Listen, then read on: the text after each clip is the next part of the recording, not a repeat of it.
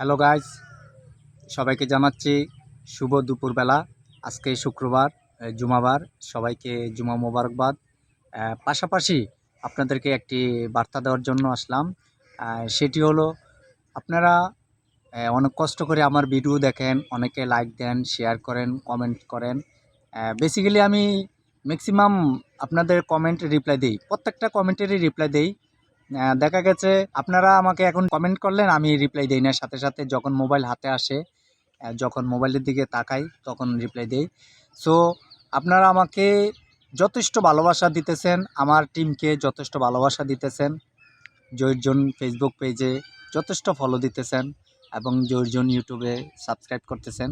আপনাদের ভালোবাসা আমি টের পাচ্ছি।